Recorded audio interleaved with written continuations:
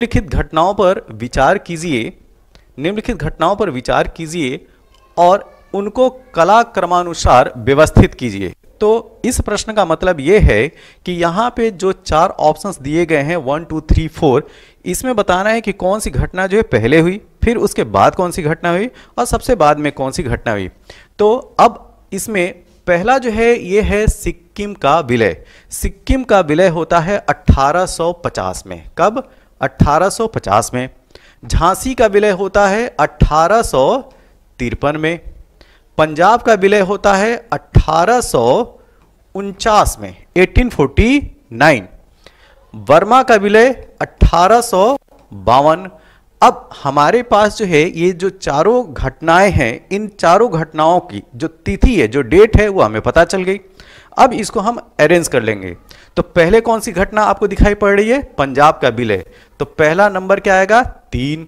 उसके बाद सिक्किम का विलय 3 के बाद 1। उसके बाद बर्मा का विलय 4 और लास्ट में यहां पे आप क्या दिखाई पड़ा है? झांसी का विलय, मतलब कि 2। तो उत्तर क्या होगा? 3142। तो यहां पे 3142 क्या है? Option number B. तो सही उत्तर क्या है इस प्रश्न का? Option number B. अब चलते हैं अगले प्रश्न की तरफ। हमारे सामने जो अगला प्रश्न ये है कि एंग्लो ओरिएंटल कॉलेज अलीगढ़ की स्थापना निम्नलिखित में से किस वर्ष हुई? ठीक है, तो आपको बताना है कि Mohammedan Anglo oriental college Aligarh was founded in which of the following years. ये जो आप इस कॉलेज का नाम देख रहे हैं वो आज की डेट में अलीगढ़ मुस्लिम यूनिवर्सिटी है, AMU। क्या? अलीगढ़ मुस्लिम यूनिवर्सिटी। अब इसकी स्थापना का वर्ष पूछा जा रहा है, तो इसकी स्थापना होती है 1875 में, 1875। और यहीं पे आपको ध्यान में रखना है कि इनके संस्थापक सदस्य कौन थे। तो सर सैयद अहमद खां, कौन? सर सैयद अहमद खां के द्वारा 1875 में मोहम्मदन एंग्लो ओरिएंटल अलीगढ़ की स्थापना की गई थी। और आज की डेट में इस कॉलेज का नाम क्या है? अलीगढ़ मुस्लिम यूनिवर्सिटी। और एक चीज और ध्यान दीजिएगा, अलीगढ़ मुस्लिम यूनिवर्सिटी केंद्रीय विश्वविद्यालय है। क्या? केंद्रीय विश्वविद्यालय।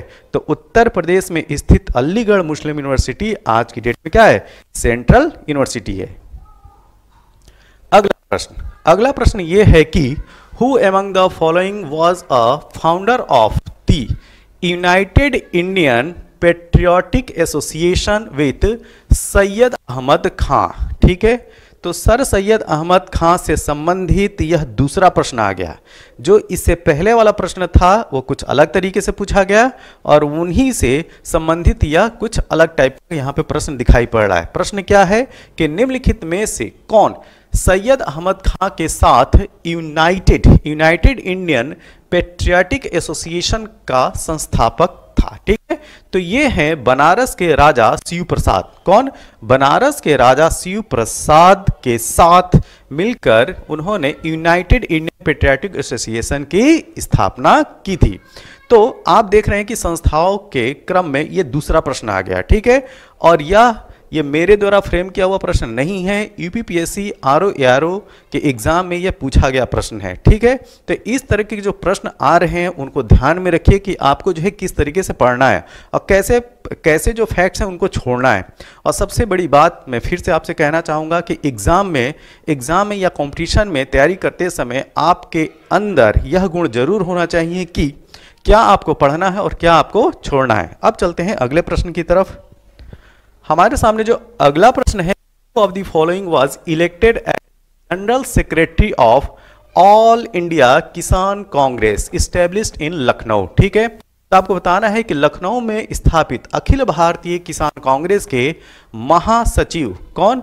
महासचिव के रूप में निम्नलिखित में से किसे चुना गया है? तो ये संस्था जैसा कि आप जानते हैं कि 1936 की संस्था है और इसके महासचिव के रूप में NG रंगा को चुना जाता है। किसको? NG रंगा। तो ऑप्शन नंबर बी इसका सही उत्तर है। जो यहाँ पे स्वामी सहजानंद जो है इनके संस्थापक थे। ठीक है, वो चेयरमैन थे, लेकिन यहाँ पे महासचिव की बात की जा रही है, जनरल सेक्रेटरी की। किसकी? ऑल इंडिया किसान कांग्रेस की।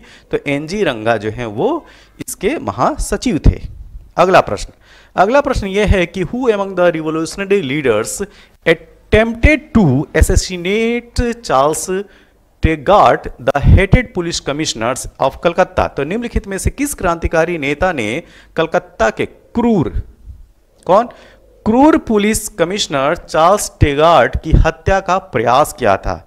ठीक है, यहां पे पूछा जा रहा है कि किसने जो है इनकी हत्या का अटेम्प्ट किया था, ना कि हत्या की थी। ठीक है, तो प्रश्न को ध्यान से देखा कीजिए, तब जो है वो उत्तर लगाया कीजिए। तो यहां पे हत्या का प्रयास, किसकी हत्या का प्रयास? कमिश्नर चार्ल्स टेगार्ट की हत्या का प्रयास। तो दिए गए ऑप्शंस में सही उत्तर आपका क्या है? जी हाँ, कलकत्ता मतलब बंगाल के जो क्रांतिकारी युवा नेता थे गोपीनाथ साहा, उनके द्वारा यह प्रयास किया गया था। तो यहां पे जो हमारा सही उत्तर है क्या है? Option number D. अब चलते हैं अगले प्रश्न की तरफ। अब देखिए, एक ट्रेंड जो है वो फिक्स है क्या? एक तरफ आपको एक लिस्ट इधर दी रहेगी और दूसरी तरफ दूसरी लिस्ट इधर दी रहेगी। तो इस तरह के प्रश्नों की वो झड़ी रहती है, खास तौर से यूपीपीएससी और यूपीएससी के एग्जाम में। तो यहाँ पे एक तरफ आपको क्या देखने को मिल रहा है? एडिटर या राइटर, और दूसरी तरफ न्यूज़पेपर या मैगजीन का नाम।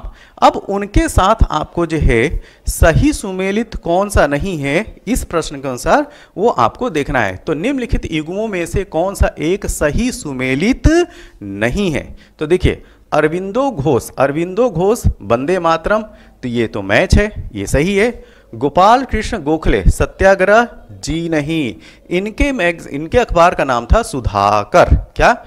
सुधाकर। क्या नाम था? सुधाकर, ये याद रखिए।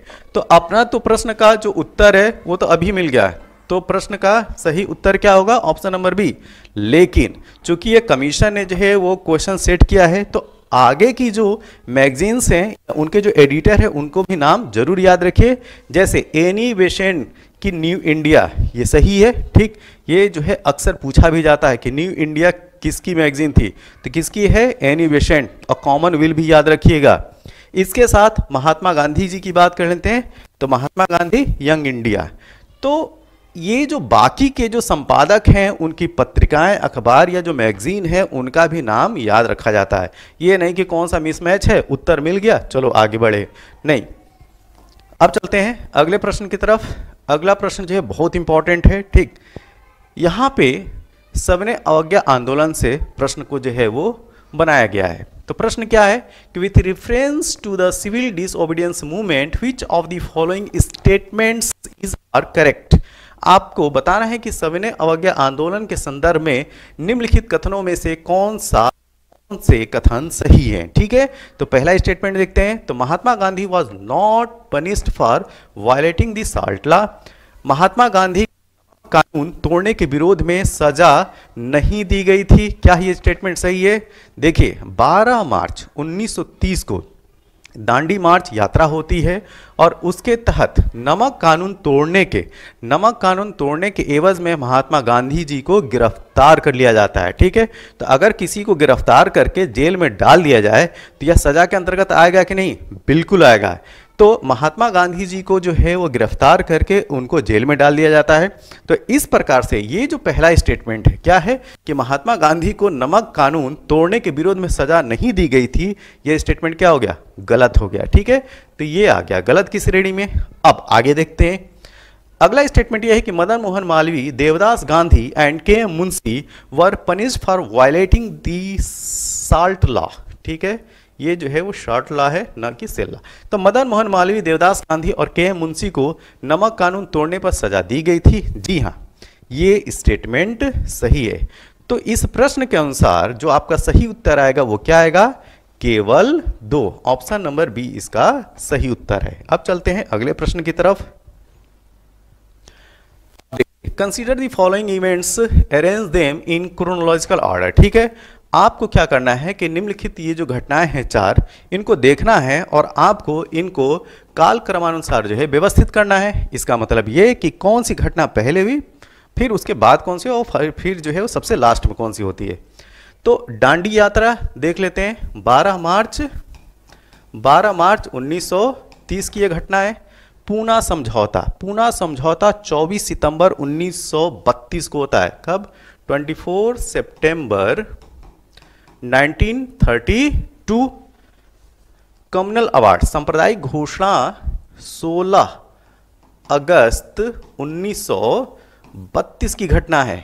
गांधी इरविन पैक्ट, ठीक है, और गांधी इरविन पैक्ट का जो दूसरा नाम है दिल्ली समझौता या दिल्ली पैक्ट के नाम से भी जाना जाता है, यह भी याद रखेगा, ठीक, क्योंकि यह पैक्ट हुआ कहां था, दिल्ली में। तो गांधी इरविन पैक्ट का दूसरा नाम दिल्ली पैक्ट भी है, यह भी याद रखना है। तो यह कब होता है, यह होता है 5 मार्च 1931 को। अब हमारे पास जो है सबकी डेट पता चल गई। अब यहां पे हम अरेंज कर सकते हैं कि पहले कौन सी घटना होगी। तो 12 मार्च 1930 की दांडी यात्रा, तो एक हो गया। उसके बाद किसका नंबर आया, 5 मार्च 1931 की घटना क्या है, गांधी इरविन समझौता, तो एक के बाद 4। उसके बाद सांप्रदायिक घोषणा 16 अगस्त 1932, 1 4 3। और उसके बाद लास्ट में कौन, पूना समझौता 24 सितंबर 1932। तो 1432, 1432, यस, ऑप्शन नंबर डी इसका, डी जो है उसका सही उत्तर है, ठीक है, ऑप्शन डी इसका सही उत्तर है, 1432। अगला प्रश्न, which of the following statements about India is incorrect. आपको बताना है इनकरेक्ट। ध्यान दीजिए, प्रश्न जब भी पूछा जाए तो आप प्रश्न को बड़े ही सावधानी से देखिए कि वह सही स्टेटमेंट जानना चाह रहा है कि गलत स्टेटमेंट जानना चाह रहा है। क्योंकि क्या होता है कि अगर करेक्ट और इनकरेक्ट की स्पेलिंग देखेंगे तो बहुत ही माइन्यूट सा डिफरेंस है। करेक्ट अगर आईएन लग गया तो इनकरेक्ट हो गया। तो प्लीज सावधानी जरूर बरतिएगा। तो भारत के लिए निम्नलिखित कथनों में से कौन सा असत्य है, ठीक है, कौन सा असत्य है। India is the 7th largest country in the world. Bharat विश्व का 7वां बड़ा देश है। क्या यह स्टेटमेंट सही है? जी हाँ, यह स्टेटमेंट सही है। तो अपना तो उत्तर ये नहीं हो सकता, ठीक। India is the 2nd populace country of the world. Bharat जनसंख्या की दृष्टि से विश्व का दूसरा राष्ट्र है। हाल फिलहाल में तो है, लेकिन अब ये जो है पहले स्थान पे आ जाएगा, ठीक। इसमें कोई मतलब कि अभी ज़्यादा दिन नहीं है। तो ये स्टेटमेंट भी सही है। It is land, it's land boundary x tends around 15,200 kilometre. इसकी जो भूमि सीमा का विस्तार है लगभग 15,200 किलोमीटर है। क्या स्टेटमेंट सही है? जी हाँ, ये भी स्टेटमेंट सही है। और प्रश्न में क्या पूछा गया कि कौन सा गलत है, कौन सा असत्य है। अब देखिए D option, the earliest sunrise is seen in its Mizoram state. तो सर्वप्रथम सूर्योदय इसके मिजोरम राज्य में होता है। यही स्टेटमेंट गलत है और इसी के हिसाब से हमारा सही उत्तर क्या हो जाएगा? Option number D. अब चलते हैं अगले प्रश्न की तरफ। हमारे सामने जो अगला प्रश्न ये है कि इनमें से कौन सा दर्रा पश्चिमी घाट पर्वत श्रृंखला में नहीं है। यहां पे ध्यान रखना है, नहीं है, ठीक है। तो विच of the following is not pass in the western Ghats mountain ranges. तो यहां पे जो 4 ऑप्शंस हैं, थाल घाट, भोर घाट, पाल घाट, ये तीनों जो हैं वो पश्चिमी घाट पर्वत श्रृंखला के पास हैं, दर्रे हैं। जो नहीं है वो है खैबर दर्रा। तो खैबर दर्रा की लोकेशन कहाँ मिलेगी? पाकिस्तान में। तो इसकी पोजीशन कहाँ पे है? पाकिस्तान में, ये याद रखिएगा, ठीक है। तो हमारा जो सही उत्तर होगा इस प्रश्न के अनुसार ऑप्शन नंबर सी। अब चलते हैं अगले प्रश्न की तरफ। हमारे सामने जो अगला प्रश्न है ये काफी आसान सा प्रश्न है। यह प्रश्न जो है वो कई बार और कई जगहों पे कई एग्जाम में पूछा गया है, ठीक है। तो प्रश्न ये है कि black cotton soils also known by which of the following. तो काली कपास मिट्टी निम्नलिखित में से किस नाम से भी जानी जाती है? तो इसको जो है रेगुर सॉइल के नाम से भी जाना जाता है, ऑप्शन नंबर डी। तो यहां पे जो सही उत्तर है ऑप्शन नंबर डी। अब चलते हैं अगले प्रश्न की तरफ। अगला प्रश्न यह है कि in which of the following state of the India Koyali, क्या Koyali petroleum refinery is located. तो भारत के निम्नलिखित राज्यों में से किस में कोयली पेट्रोलियम शोधनशाला अवस्थित है? तो दिए गए ऑप्शंस में जो सही उत्तर है वो है गुजरात। तो इंडियन ऑयल कॉरपोरेशन के तहत, ध्यान दीजिएगा, IOC इंडियन ऑयल कॉरपोरेशन के तहत जो कोयली कोयली पेट्रोलियम शोधनशाला है वो है गुजरात में। ऑप्शन नंबर सी इसका सही उत्तर है। अगले प्रश्न की तरफ चलते हैं। अगला प्रश्न ये है कि which of the following parts of Ganga river is declared a national water veg. तो गंगा नदी के निम्नलिखित में से किस भाग को राष्ट्रीय जल मार्ग घोषित किया गया है। आपको बताना है कि इस चार ऑप्शंस में से वह कौन सा पार्ट है जिसको राष्ट्रीय जल मार्ग घोषित किया गया है। तो यह है प्रयागराज से हल्दिया। ऑप्शन नंबर डी जो है यहाँ पे सही उत्तर है। क्या प्रयागराज से हल्दिया जो है वो गंगा नदी के इस भाग को राष्ट्रीय जल मार्ग घोषित किया गया है। अगला प्रश्न, एक भू स्थिर कृत्रिम उपग्रह का आवर्तकाल होता है। आपको बताना है कि the time period of rotation of Jio stationery satellite.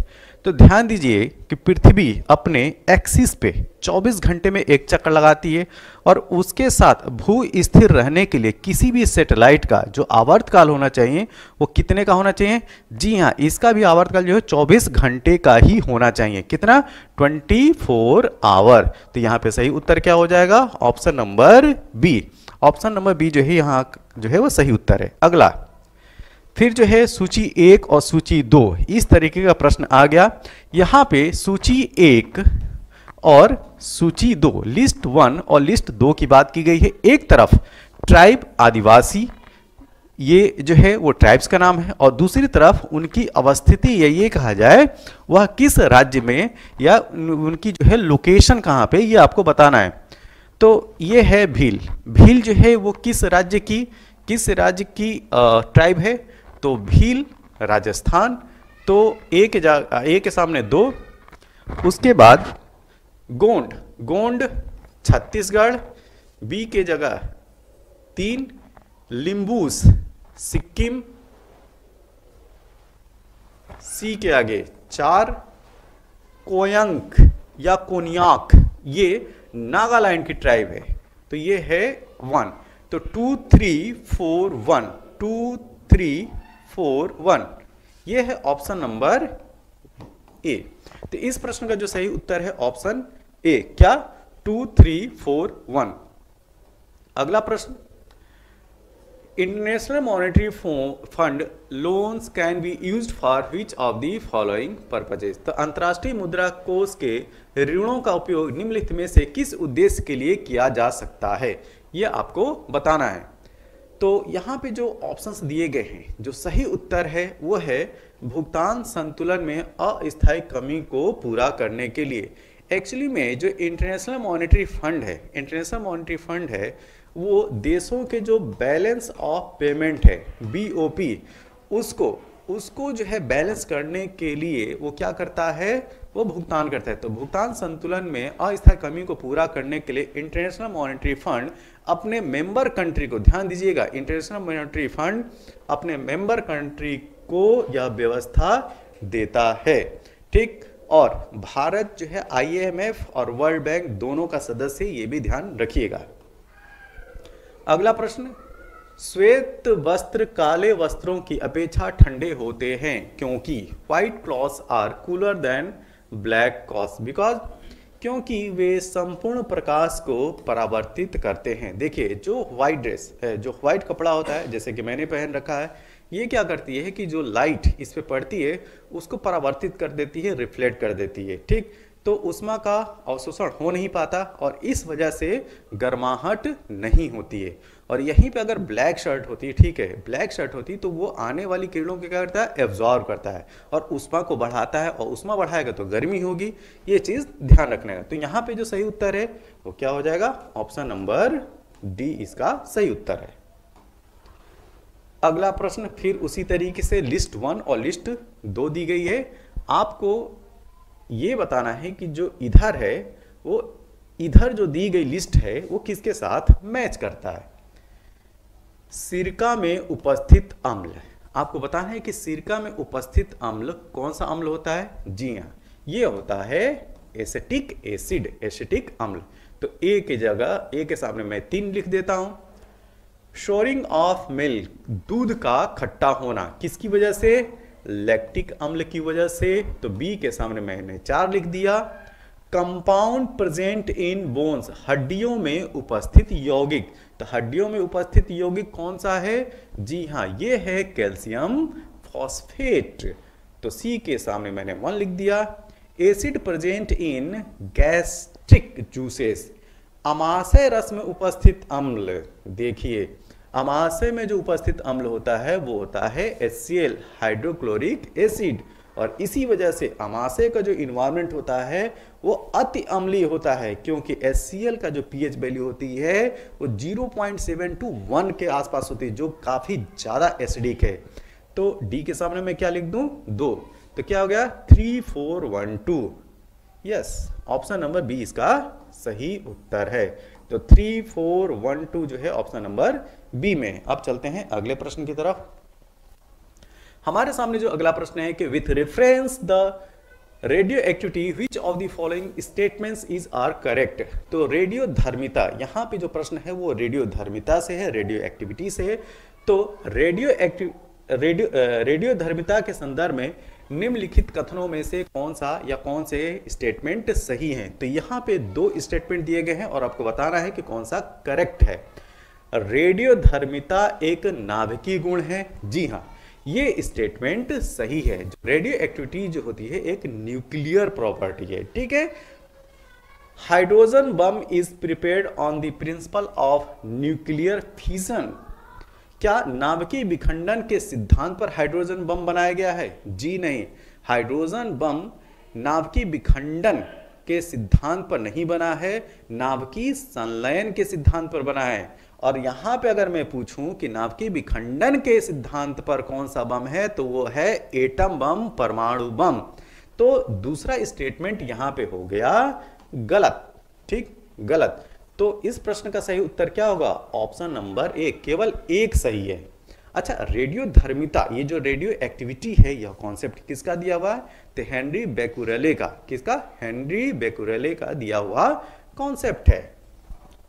अच्छा, यहीं पे एक प्रश्न और भी आप जान लीजिए। अगर आपसे पूछा जाए कि सूर्य से जो प्राप्त होने वाली ऊर्जा है वो भी एक नाभिकीय अभिक्रिया के द्वारा ही हमें वह ऊर्जा प्राप्त होती है, तो वहां पे जो ह्यूज अमाउंट ऑफ एनर्जी जो सन के पास है वह किस प्रक्रिया के तहत है? नाभिकीय संलयन या नाभिकीय विखंडन? इस प्रश्न का उत्तर जो है आप मुझे कमेंट बॉक्स में जरूर दीजिएगा, ठीक है। अगला प्रश्न, which of the following pairs of gases is used for the respiratory activities of diver? तो निम्नलिखित में से गैसों का कौन सा युग्म गोताखोर को सांस लेने के संबंधी क्रियाओं में उपयोग किया जाता है? ठीक है, तो उनको कौन से गैस का मिश्रण दिया जाता है? किनको? जो स्क्रू ड्राइवर होते हैं, जो गोताखोर होते हैं, जो समुद्र के नीचे तलहटी में जाके चीजों का पता लगाते हैं, ठीक है। तो उनके जो सिलेंडर में गैस रहती है वो मिश्रण होता है ऑक्सीजन और हीलियम का। किसका? ऑक्सीजन और हीलियम का। तो ऑक्सीजन O2 प्लस हीलियम। तो हीलियम यहाँ पे एक निष्क्रिय गैस है, अक्रिय गैस है, इसके साथ ऑक्सीजन उनको दिया जाता है। तो ऑप्शन नंबर ए इसका सही उत्तर है। अगला प्रश्न, given below are two statements, one is labeled at the assertion A and other as reason are। नीचे 2 कथन, एक जो है अभिकथन है, assertion है, और दूसरा जो है वो कारण है। तो कथन क्या है? स्टेटमेंट देते हैं, human body essential for proper growth of the body. मानव शरीर अपने लिए सभी विटामिनों का संश्लेषण कर लेता है, ठीक। तो ह्यूमन बॉडी यहां पे होगा formation of all essential vitamins, ठीक, for growth of the body. तो मानव शरीर अपने लिए सभी विटामिनों का संश्लेषण कर लेता है, ये स्टेटमेंट गलत है। अगर ह्यूमन बॉडी सारी विटामिनों का संश्लेषण खुद ही कर लेता तो हम लोग जो है सप्लीमेंट के रूप में विटामिन अलग से क्यों लेते? या वह पदार्थ, वह खाद्य पदार्थ हमें खाने की क्या जरूरत पड़ती जिसमें जो है विटामिन रिच होता? तो देखिए ये स्टेटमेंट तो गलत है, ठीक। अब बात करते हैं दूसरा, vitamins are essential for proper growth of the body. शरीर के उचित विकास के लिए विटामिन अनिवार्य होते हैं, ये सही है, ठीक। विटामिन्स जो है वो अनिवार्य हैं शरीर के प्रॉपर ग्रोथ के लिए। और एक चीज और ध्यान रखिएगा, विटामिन्स से ऊर्जा नहीं मिलती है, ठीक है, विटामिन से एनर्जी नहीं मिलती है, लेकिन विटामिन हमारे प्रॉपर ग्रोथ के लिए जरूरी है। तो यहां पे जो सही उत्तर होगा वो क्या होगा, A is false but R is true, और मतलब कि ए सही नहीं है परंतु आर सही है, तो सही उत्तर होगा हमारा डी। अगला प्रश्न, hydroxychloroquine drug used for the treatment of corona patient is obtained from the bark of which of the following plants. Corona रोगियों के उपचार के लिए प्रयुक्त हाइड्रोक्सीक्लोरोक्विन दवा, ये जो है कोरोना टाइम पीरियड में ये जो दवा है वो काफी हाईलाइट थी, ठीक, बहुत हाईलाइट थी, और वहीं से ये प्रश्न को जो है वो फ्रेम किया गया है। तो हाइड्रोक्सीक्लोरोक्विन दवा निम्नलिखित में से किस पौधे के छाल से प्राप्त होती है? तो इस पौधे का नाम है सिनकोना। क्या? सिनकोना, ऑप्शन नंबर सी, यहीं से जो है क्लोरोक्विन बनाई जाती है। खेती के लिए फसल चक्र का क्या महत्व है? ठीक है, यहाँ पे जो है क्रॉप रोटेशन से संबंधित प्रश्न पूछा गया है, और क्रॉप रोटेशन से यूपीपीएससी आरओ एआरओ में एक प्रश्न जो है वो आ ही जाता है। देखिए यहाँ पे फिर से फसल चक्र से प्रश्न पूछा गया है। इससे उत्पादन में वृद्धि होती है, इट इंक्रीज द प्रोडक्शन। जी हाँ, ये स्टेटमेंट सही है। सॉइल फर्टिलिटी इज कंजर्व्ड, मृदा की उर्वरकता संरक्षित रहती है, ये भी सही है। सॉइल इरोजन, ठीक, सॉइल इरोजन इज रिड्यूस्ड, मृदा कटाव कम होता है, ये भी सही है। तो हमारा सही उत्तर क्या होगा? Option number D. अगला प्रश्न, which of the following microorganism are used as bio fertilisers? ये प्रश्न घूमता रहता है एग्जाम में, इसको ध्यान में रखिएगा, ठीक है। तो निम्नलिखित में से कौन सा सूक्ष्म जीव जैव उर्वरक के रूप में प्रयोग होता है? तो यहां पे सही उत्तर है साइनोबैक्टीरिया, ठीक। साइनोबैक्टीरिया का दूसरा नाम ब्लू ग्रीन एल्गी, क्या? ब्लू ग्रीन एल्गी या नीली हरित शैवाल भी कहते हैं। तो साइनोबैक्टीरिया आ जाए ऑप्शन में तब भी लगाइएगा, BGA लिखा भी आ जाए तब भी लगाएगा, ब्लू ग्रीन एल्गी भी लिखा हुआ आ जाए तब भी लगाएगा, और हिंदी में अगर आपको मिल जाता है नील हरित शैवाल तब भी लगाएगा, ठीक है। तो यह जो है जैव उर्वरक, ये कहें कि बायो फर्टिलाइजर्स के रूप में इस्तेमाल होता है। इसके अलावा जो एजोला प्लांट है उसका भी बायो फर्टिलाइजर्स के रूप में इस्तेमाल होता है। क्या? अजोला, अजोला, ठीक। इसकी स्पेलिंग ऐसा कुछ, कुसुम, ठीक है। कुसुम एक तिलहनी फसल है, इसका वैज्ञानिक नाम क्या है? तो sunflower is oil seed crop, it's scientific name. अब देखिए, जो सिविल की तैयारी करते हैं उनके दिमाग में ये रहता है कि यार मैं पौधों का या जानवरों का साइंटिफिक नाम क्यों याद करूं, मैं बायोलॉजी का या साइंस का विद्यार्थी तो हूं नहीं। ये है पेपर यूपीपीएससी आरओ 2016 का, और उस पेपर में यह प्रश्न पूछा गया आपसे कि कुसुम एक तिलहनी फसल है और इसका वैज्ञानिक नाम क्या है, ठीक। तो प्रश्न तो आ गया, जिसको पता होगा या उसका उत्तर देगा, जिसको नहीं पता होगा वो जो है ऐसे ही स्किप करेगा, ठीक है। तो यहां पे ग्लाइसिन मैक्स दिया हुआ है, तो ग्लाइसिन मैक्स किसका है botanical name? Glycine max soybean का बॉटनिकल नेम है, ठीक है। रिसिनस कम्युनिस, ठीक है, जो रेड़ी होती है गांव में देखा होगा आप लोगों ने, वो रिसिनस कम्युनिस है। कैर्थेमस टिंक्टोरियस, क्या? कैर्थेमस टिंक्टोरियस, ये है कुसुम का बॉटनिकल नेम, तो इसका नाम जरूर याद है, कैर्थेमस टिंक्टोरियस। अब चलते हैं अगले प्रश्न की तरफ। Consider the following technologies project of Indian Council of Agriculture Research and arrange them in chronological order according to their year of starting. तो भारतीय कृषि अनुसंधान परिषद, Indian Council of Agriculture Research, निम्नलिखित तकनीक परियोजनाओं पर विचार कीजिए और आरंभ के वर्ष के अनुसार काल क्रमानुसार व्यवस्थित कीजिए। तो यहाँ पे जो चार इनिशिएटिव हैं, जो प्रोग्राम हैं ICAR के, उनको क्रमबद्ध तरीके से आपको अरेंज करना है, ठीक है। अब देखिए Indian Council of Agriculture research से एक प्रश्न यूपीपीएससी आरओ में आ रहा है, ठीक है, ये पैटर्न देख रहे हैं। तो आपको करना क्या है, तो इंडियन काउंसिल एग्रीकल्चर रिसर्च से संबंधित और खास तौर से कृषि से संबंधित जो प्रश्न है उनको भी आप जरूर ध्यान में रखिए। तो यहाँ पे नेशनल एग्रीकल्चर इनोवेशन प्रोजेक्ट, राष्ट्रीय कृषि नवोन्मेषी परियोजना, कृषि विज्ञान केंद्र, राष्ट्रीय कृषि तकनीकी परियोजना और प्रयोगशाला से खेत कार्यक्रम, लैंड टू लैंड प्रोग्राम। तो जो नेशनल एग्रीकल्चर इनोवेशन प्रोजेक्ट है वो 2006 का है। कृषि विज्ञान केंद्र 1974, राष्ट्रीय कृषि तकनीकी परियोजना ये है 1998 और प्रयोगशाला से खेत कार्यक्रम ये है 1979। ठीक, अब हम इसको, तो पहला नंबर क्या होगा 4, उसके बाद पहला नंबर होगा 2, पहला नंबर होगा 2, उसके बाद 4, उसके बाद 3 और में कौन है, राष्ट्रीय कृषि नवोन्मेषी परियोजना, national agricultural innovation project 2431। Option number A इसका सही उत्तर है। ठीक है, तो ये जो वर्ष हैं इनको जरूर ध्यान में रखिए कि कौन से वर्ष में कौन सा इनिशिएटिव जो आया है Indian Council of Agriculture research के द्वारा।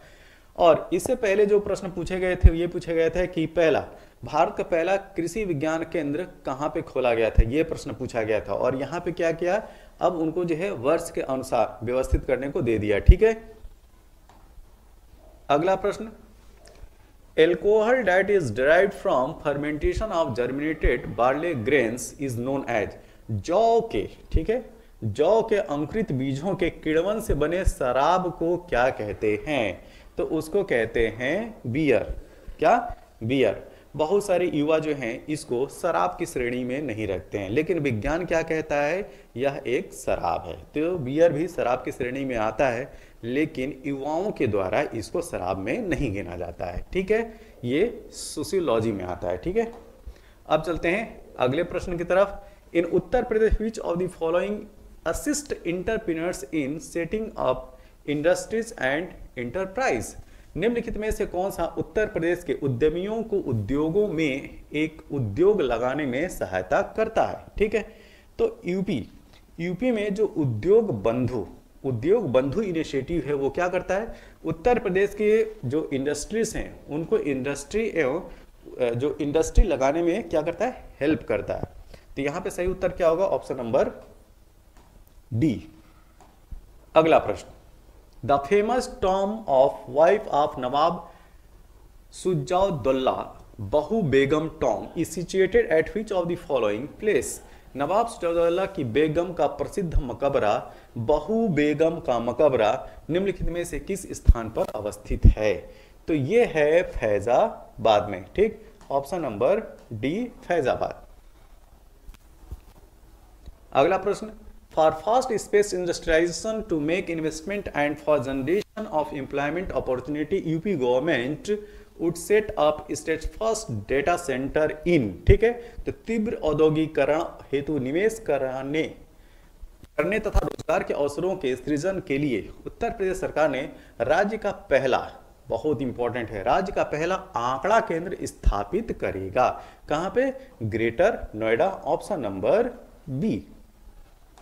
अगला प्रश्न, the term revenue neutral rate, इस टर्म को याद रखिएगा, ये आगे भी जाके पूछा जा सकता है, ये भी पूछा जा सकता है शॉर्ट नोट्स के रूप में यूपीपीएससी मेंस में।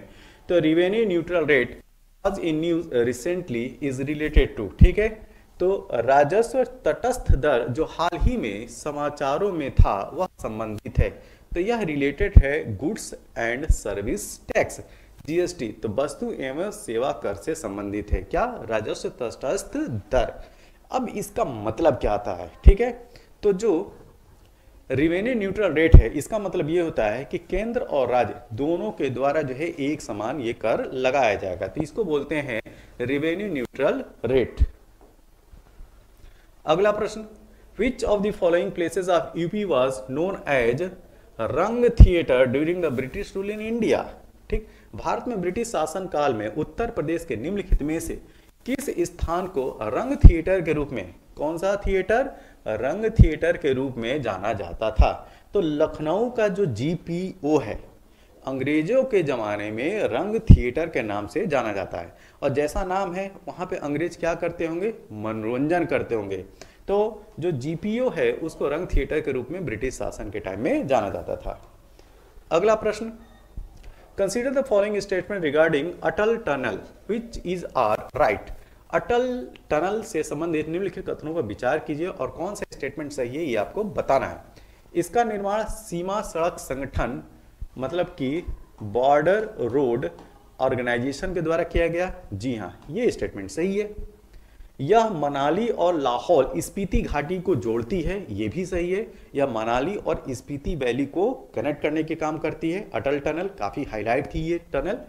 यह हिमालय के पीर पंजाल पर्वत श्रृंखला, जी हाँ, यह पीर पंजाल पर्वत श्रृंखला में स्थित है, तो यह भी स्टेटमेंट सही है। यह भारत के लिए सामरिक दृष्टि से महत्वपूर्ण है। जब इतनी बातें इंपॉर्टेंट है तो जाहिर सी बात है it's strategically important for India, तो चौथा स्टेटमेंट भी सही है। तो यहां पे सही हमारा उत्तर क्या हो जाएगा? जी हाँ, ऑप्शन नंबर डी, सभी 1, 2, 3 और 4, ऑप्शन नंबर डी इसका सही उत्तर है। अगला प्रश्न, with reference to the Hindu Nawab Wazir of Awadh sultanate which of the following statement is are correct. ठीक है, अवध सल्तनत के हिंदू नायब वजीर के संदर्भ में निम्नलिखित कथनों में से कौन सा कथन सही है? ठीक है, तो यहां पे बात की जा रही है हिंदू नायब वजीर के बारे में। ठीक है, तो पहला स्टेटमेंट क्या है? राजा टिकैत राम वाज अर्थ मंत्री ऑफ नवाब अस्फादुल्ला।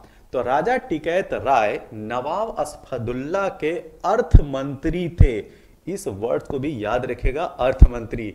जी हाँ, ये स्टेटमेंट बिल्कुल सही है। तो राजा टिकैत जो है वो नवाब अस्फादुल्ला के अर्थ मंत्री भी थे। ठीक, पहला ऑप्शन सही है।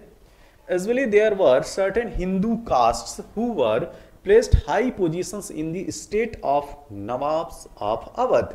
अवध के नवाबों के राज्य में, अवध के नवाबों के राज्य में समानता कतिपय हिंदू जातियों के लोगों का उच्च स्थान प्राप्त था। जी हाँ, अवध के नवाबों के टाइम में जो हिंदू जाति के लोगों को जो है वो उच्च स्थान प्राप्त था, ये भी स्टेटमेंट सही है। तो सही उत्तर क्या हो गया? बोथ 1 and 2, ऑप्शन नंबर सी।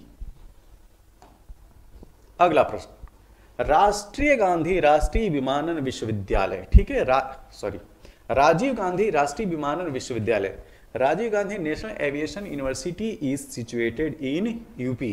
कहां पे? दिए गए ऑप्शन में सही उत्तर क्या है? फुर्सतगंज। और फुर्सतगंज मतलब कि रायबरेली जिले में। किस जिले में? रायबरेली जिले में। तो ऑप्शन नंबर सी जो है ये सही उत्तर है। अगला प्रश्न, विच रूलर ऑफ दिल्ली सल्तनत डिक्लेयर्ड हिमसेल्फ एज खलीफा। ठीक है, तो खलीफा के रूप में दिल्ली सल्तनत का कौन सा शासक अपने आप को डिक्लेयर करता है? तो यह है मुबारक खिलजी। कौन? मुबारक खिलजी। तो खिलजी वंश का ये शासक होता है मुबारक खिलजी, अपने आप को खलीफा घोषित करता है। और काफी ये रंगीन मिजाज के भाई साहब थे। ठीक, इनकी करतूतें जो है आप इतिहास में पढ़िएगा। अब चलते हैं अगले प्रश्न की तरफ। Consider the following battles and arrange these in chronological order. निम्नलिखित युद्धों पर विचार कीजिए और उन्हें उनके काल क्रमानुसार व्यवस्थित कीजिए। ठीक है, तो यहाँ पे 4 बैटल्स के नाम दिए हुए हैं। इन बैटल्स में आपको बताना है कि पहले कौन सा जो है युद्ध हुआ है, फिर उसके बाद में। तो पहले हम क्या करेंगे कि जैसे इस तरह के प्रश्न आते हैं क्रोनोलॉजिकल ऑर्डर वाले, काल क्रमानुसार वाले, तो पहले हम उनके वर्ष लिख लेते हैं, तिथि लिख लेते हैं, और फिर उनको देखते हैं कि कौन सा हमारा उत्तर सही होगा। तो कन्नौज का युद्ध, यहाँ पे पहला क्या है? कन्नौज का युद्ध। और कन्नौज के युद्ध का दूसरा नाम भी क्या है? विलग्राम का युद्ध। ठीक है, तो कन्नौज का युद्ध कब हुआ था? ये हुआ था 1540 में। चंदेरी का युद्ध, चंदेरी का युद्ध कब हुआ था? 1500 1528 में, 1528 में, ठीक है। चंदेरी का युद्ध, चंदेरी मध्य प्रदेश में 1528 में चंदेरी का युद्ध। बैटल ऑफ तालीकोटा, तालीकोटा के युद्ध 1565 में, कब? 1565 में। चौसा का युद्ध कब हुआ है? चौसा का युद्ध होता है 1539 में, 1539। अब इसको जो है हम अरेंज करते हैं। यहां पे सबसे पहले क्या हो जाएगा? चंदेरी का युद्ध 2 के बाद 1528, 1502 के बाद 4, अब 4 के बाद 1, 4 के बाद 1, अब 1 के बाद क्या बचा? अब केवल 3 बचा। तो हमारा उत्तर 2 4 1 3, तो 2 4 1 3 सही उत्तर क्या है? ऑप्शन नंबर बी जो है हमारा सही उत्तर है। अब देखिए ये जो चंदेरी का युद्ध है 1528, अब एक साल और पहले आइए। अगर मैं पूछूं कि 1527 में कौन सा इंपॉर्टेंट वार हुआ था, तो खानवा का युद्ध हुआ था बाबर और राणा सांगा के बीच। अच्छा एक साल और पहले आइए, तो एक साल और पहले आएंगे तो 1526 में पहुंचेंगे, और 1526 का युद्ध वह युद्ध होता है जो एक साम्राज्य की नींव डालता है, ठीक। तो 1526 में बाबर और इब्राहिम लोदी के बीच में पानीपत का प्रथम युद्ध होता है, और वहां पे बाबर 1526 के बाद मुगल एम्पायर की नींव डालता है, मुगल साम्राज्य की नींव डालता है। तो इस तरह के जो वार हैं इनको याद रखिएगा। अब चलते हैं अगले प्रश्न की तरफ। हमारे सामने जो अगला प्रश्न है कि who was commander in chief of the Rajput army besides Maharana Pratap in the battle of Haldi Ghati, ठीक। तो हल्दी घाटी के युद्ध में महाराणा प्रताप के अलावा राजपूत सेना का सेनापति कौन था? अब हम इसकी डेट पहले तो ध्यान में रखें। 1576 में हल्दी घाटी का युद्ध होता है। महाराणा प्रताप और अकबर के साइड से कौन था? मानसिंह, ठीक।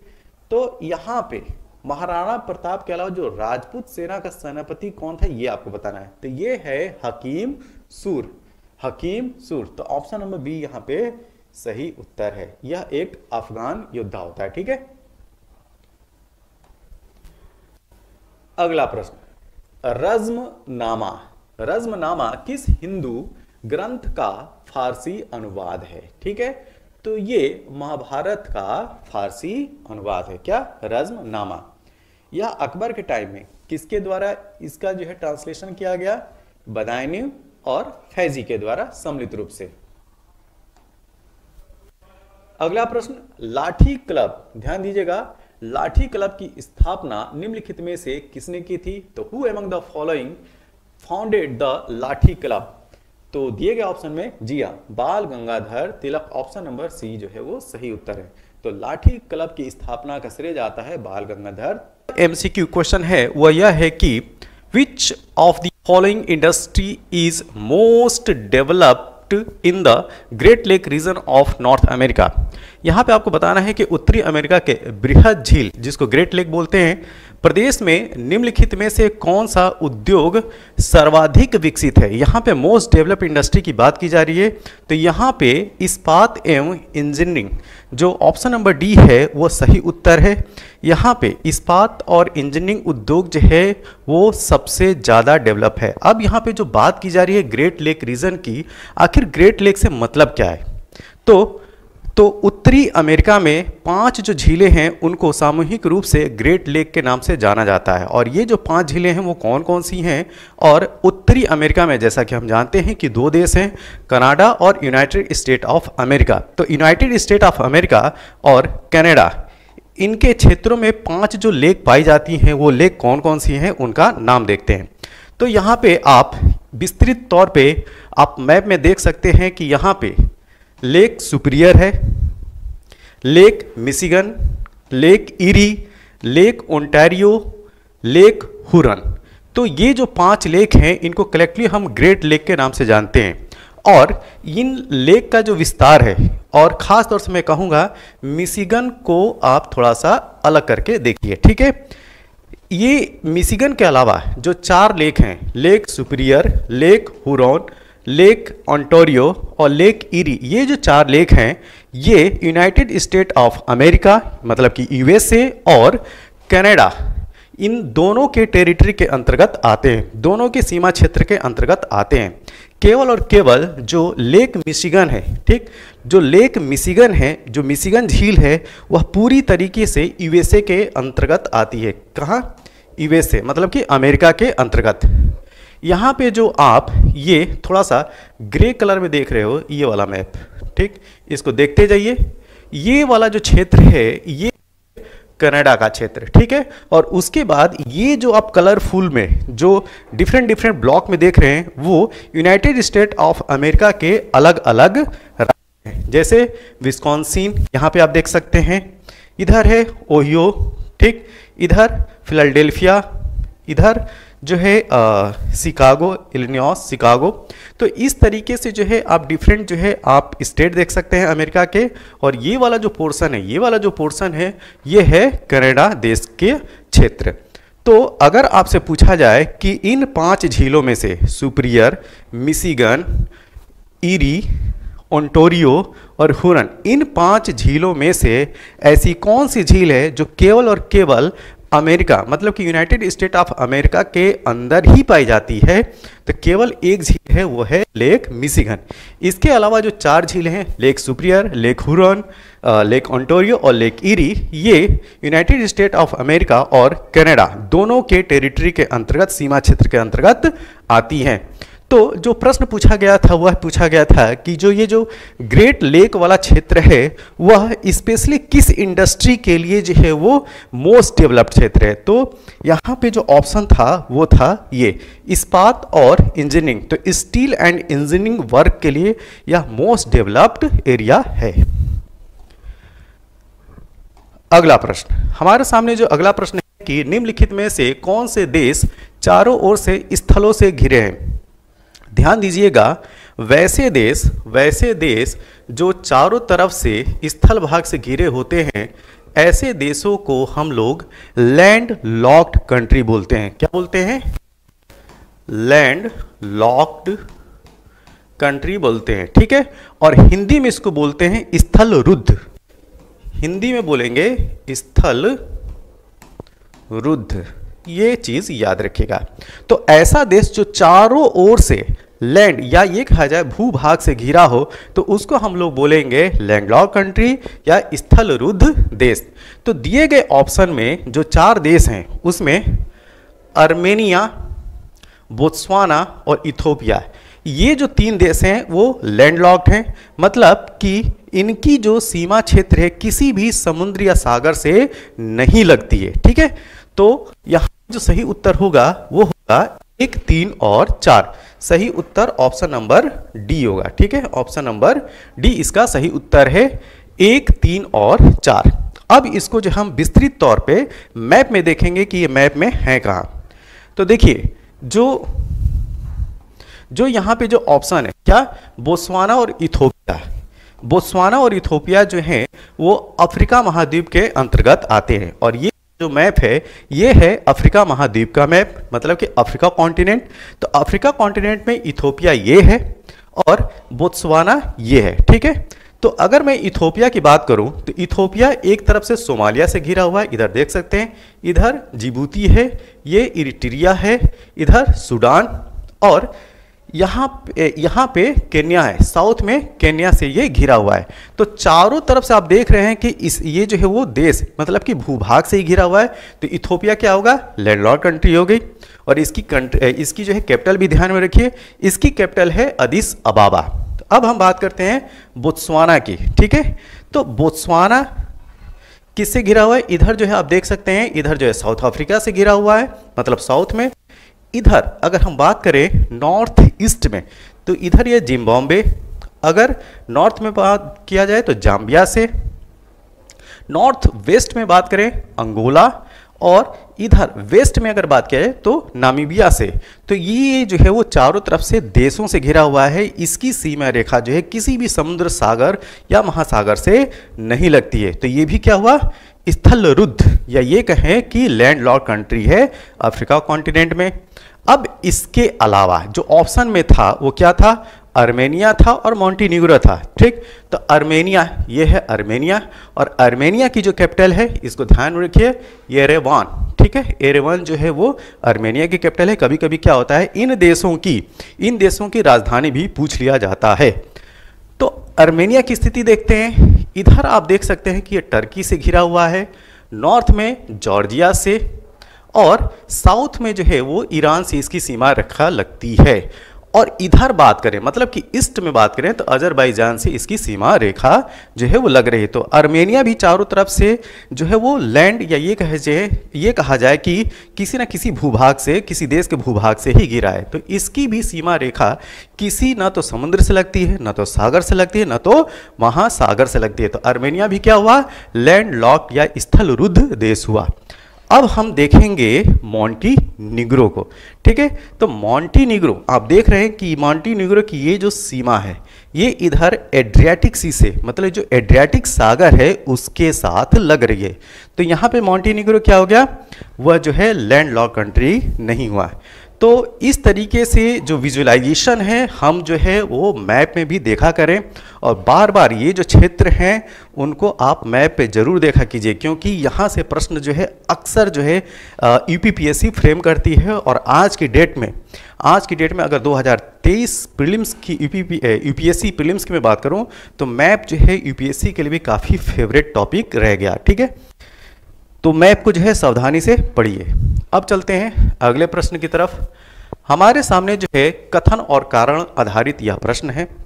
प्रश्न ये है कि नीचे दो कथन दिए गए हैं, एक को अभिकथन, ठीक, एसर्शन, और दूसरा जो है उसका रीजन है, कारण है। ठीक है, एसर्शन क्या है, the Pampas plain is the main region for cultivation in Argentina. ठीक है, अर्जेंटीना में खेती के लिए पंपास का मैदान मुख्य क्षेत्र है। तो यह जो कथन है वो सही है। जी हाँ, अर्जेंटीना में जो पंपास ग्रासलैंड है वो वाला जो एरिया है, या यह कहा जाए कि पंपास प्लेन जो है, पंपास मैदान जो है वह खेती, या ये कहा जाए कि क्रॉप कल्टीवेशन के लिए बहुत ही जो है वो मेन एरिया है। तो ये सही बात है। दूसरी बात, इसका कारण क्या दिया गया, पंपास की उपजाऊ मिट्टी तथा शीतोष्ण जलवायु फसल तथा घास उगाने के लिए बहुत उपयोगी है। तो अगर ये कंडीशन है तभी तो वो खेती के लिए क्या है, प्रमुख मैदान है। तो यहाँ पे कथन और कारण दोनों जो है वो सही है। तो सही उत्तर क्या होगा, ऑप्शन नंबर ए। क्या है ऑप्शन नंबर ए और आर दोनों सही है, और आर ए की सही व्याख्या भी कर रहा है। तो यहाँ पे जो कथन था और जो कारण था, कथन की सही व्याख्या जो है आर कर रहा था, रीजन कर रहा था। तो यहां पे उत्तर होगा ऑप्शन ए। अगला प्रश्न, अब हम लोग यहां पे देख लेंगे कि जो टेम्परेट ग्रासलैंड है और जो ट्रॉपिकल ग्रासलैंड है पूरे वर्ल्ड में, वो कौन कौन से क्षेत्र जो है वो टेम्परेट ग्रासलैंड के अंतर्गत आते हैं और कौन जो है ट्रॉपिकल ग्रासलैंड के अंतर्गत आते हैं। टेम्परेट ग्रासलैंड से मतलब है शीतोष्ण घास के मैदान, और ट्रॉपिकल ग्रासलैंड से मतलब है उष्ण कटिबंधीय घास के मैदान। तो यहाँ पे आप नाम देख सकते हो, अर्जेंटीना जो कि प्रश्न में ही था, पंपास। ऑस्ट्रेलिया में जो टेम्परेट ग्रासलैंड है वो डाउन्स के नाम से जानी जाती है। सेंट्रल नॉर्थ अमेरिका में जो है वो प्रेरीज के नाम से जानी जाती है। क्या, प्रेरीज। और हंगरी में पुस्टा के नाम से जानी जाती है। न्यूजीलैंड में कैंटरबरी, ये याद रखिएगा, ठीक है, न्यूजीलैंड में कैंटरबरी के नाम से जानी जाती है। रशिया और यूक्रेन वाला जो क्षेत्र है वहाँ पे स्टेपिस के नाम से जानी जाती है। और यह वाला जो क्षेत्र है, ध्यान दीजिएगा, यह वाला क्षेत्र, यह जो है वो गेहूं के कटोरे के रूप में भी जाना जाता है। मतलब कि इस वाले क्षेत्र में गेहूं की खेती जो है वो भरपूर होती है। साउथ अफ्रीका में यही वाला जो क्षेत्र है वो वेल्ट्स के नाम से जाना जाता है। मतलब कि जो टेम्परेट ग्रासलैंड है साउथ अफ्रीका में किस नाम से जानी जाएगी, वेल्ट्स के नाम से जानी जाती है। आप यहाँ पे मैप में देख सकते हो, ये वेल्ट्स है, पंपास है, प्रेरीज है, स्टेपीज है। ठीक, अब हम बात करें ट्रॉपिकल ग्रासलैंड की। तो जो ईस्ट अफ्रीका वाला जो पोर्शन है, ये वाला पोर्शन देख सकते हैं, ईस्ट अफ्रीका, ये पूरा, ठीक है। ये वाला जो पोर्शन है इसमें सवाना के नाम से जानी जाती है, ब्राज़ील में कैंपोस, वेनेजुएला में लेनोस के नाम से जानी जाती है, ठीक है। तो ये जो टेम्परेट और ट्रॉपिकल ग्रासलैंड का जो क्लासिफिकेशन है इसको जरूर याद रखिएगा, ये अक्सर एग्जाम में पूछा जाता है। कभी कभी जो है वो मैचिंग वाले प्रश्न पूछ दिया जाता है। एक तरफ जो है क्षेत्र का नाम दिया होगा और दूसरी तरफ जो है ग्रासलैंड का नाम दिया होगा और उनको जो है आपस में मैच करना होगा, ठीक है। अब चलते हैं अगले प्रश्न की तरफ।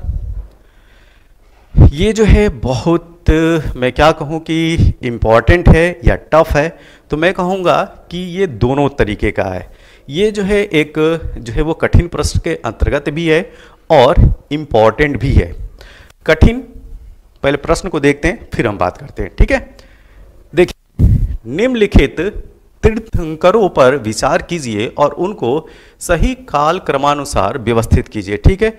तो जो भी जैन धर्म के 24 तीर्थंकर हैं, ठीक, 24 तीर्थंकर हैं, उनका जो कालानुक्रम है, मतलब कि पहले तीर्थंकर से लेकर जो 24वें जो लास्ट हैं उनका पूरा कालानुक्रम जो है वो याद रखना है कि पहले कौन आए, उनके बाद में कौन आए और उनके बाद में कौन आए। तो यहाँ से यह प्रश्न जो है थोड़ा सा टफ हो जाता है कि इन सारे तीर्थंकरों का जो है क्रमबद्ध तरीके से समय के अनुसार याद रखना। तो उसी पर यह जो है प्रश्न आधारित था। जैसे अभिनंदन, ठीक, अभिनंदन नाथ जी हैं वो 4वें तीर्थंकर हैं। किस नंबर के? 4th नंबर के तीर्थंकर हैं। विमल नाथ जी 13th नंबर के तीर्थंकर हैं।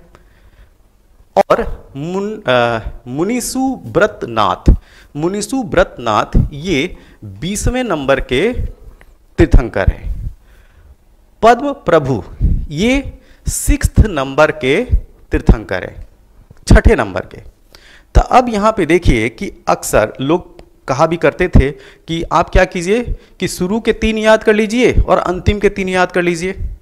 तो यहाँ पे शुरू के 3 और अंतिम के 3 याद करने से इस प्रश्न का आप उत्तर नहीं दे सकते। इस प्रश्न का उत्तर वही दे सकता है जिसको पूरे 24 के 24 तीर्थंकरों का नाम और किस क्रम से वो आए थे उनको जो है आपको याद रखना होगा, वही जो है इस प्रश्न का उत्तर दे पाएंगे। तो यहाँ पे हमने जो है वो लिख दिया है। तो सबसे पहले कौन आएंगे? अभिनंदन नाथ जी, तो ए, उसके बाद 6th नंबर के पद्म प्रभु, मतलब कि ए के बाद 4, उसके बाद विमलनाथ जी 13वें नंबर के, तो 142 हो गया। और मुनिसु व्रत नाथ जी 20वें नंबर के हैं, ये 3। तो ऑप्शन क्या होगा? 1423। तो 1423 मतलब कि ऑप्शन ए। यहाँ पे जो सही उत्तर है ऑप्शन ए। अब हम क्या करेंगे कि जो 24 तीर्थंकर हैं, जैन धर्म में जो 24 तीर्थंकर हैं उनका नाम याद रखेंगे और उनके प्रतीक भी याद रखेंगे, ठीक है। तो नाम के साथ प्रतीक चिन्ह को भी हम याद रखेंगे। तो सबसे पहले जो तीर्थंकर आते हैं 24 तीर्थंकरों में जैन धर्म में, वो आते हैं ऋषभनाथ जी, ठीक। ऋषभनाथ जी पहले तीर्थंकर हैं और इनका प्रतीक है बैल, ध्यान रखिएगा, क्या? बैल। दूसरे नंबर के हैं अजीतनाथ जी, इनका प्रतीक है हाथी। तीसरे संभवनाथ जी हैं, इनका प्रतीक है घोड़ा। और जो प्रश्न में नाम दिया गया था ये थे अभिनंदन नाथ जी, ये हैं चौथे क्रम के तीर्थंकर और इनका जो प्रतीक है वो है बंदर। सुमितनाथ जी, सुमितनाथ 5वें क्रम के तीर्थंकर हैं और इनका जो प्रतीक है वो है वकवा, ठीक, जिसको बोलते हैं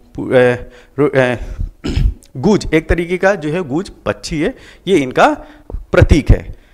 6ठे नंबर पद्म प्रभु जी, ये जो है हमारे प्रश्न में मतलब प्रश्न जो दिया गया था उनमें ये नाम था पद्म प्रभु जी। और पद्म प्रभु जी का प्रतीक है लाल कमल, रेड लोटस। 7वें क्रम के हैं सुपार्श्वनाथ जी और इनका प्रतीक है साथिया या स्वास्तिक का चिन्ह, ध्यान रखिएगा, ये आप चिन्ह भी देख सकते हैं, सिंबल भी देख सकते हैं आप। चंद्र प्रभु जी, ये हैं 8वें नंबर के और इनका प्रतीक है अर्ध चांद्र, ठीक है, जो सेमी ल्यूनर है वो इनका प्रतीक है। तो अर्धचंद्र जो है वो 8वें नंबर के तीर्थंकर का प्रतीक है। पुष्पदंत जी, जो पुष्पदंत जी हैं उनका प्रतीक मगरमच्छ है। 10वें नंबर के जो तीर्थंकर हैं वो हैं शीतलनाथ जी, इनका जो प्रतीक है वो है कल्प वृक्ष। ऑप्शन ये जो है वो 10वें नंबर के हैं। 11वें नंबर के श्रेयांश नाथ जी, इनका प्रतीक है गेंडा। 12वें नंबर के वासु पूज्य जी हैं, वासु पूज्य जी, इनका प्रतीक है भैंसा। और प्रश्न में इनका नाम दिया गया था विमल नाथ जी, इनका प्रतीक है सूकर। ठीक।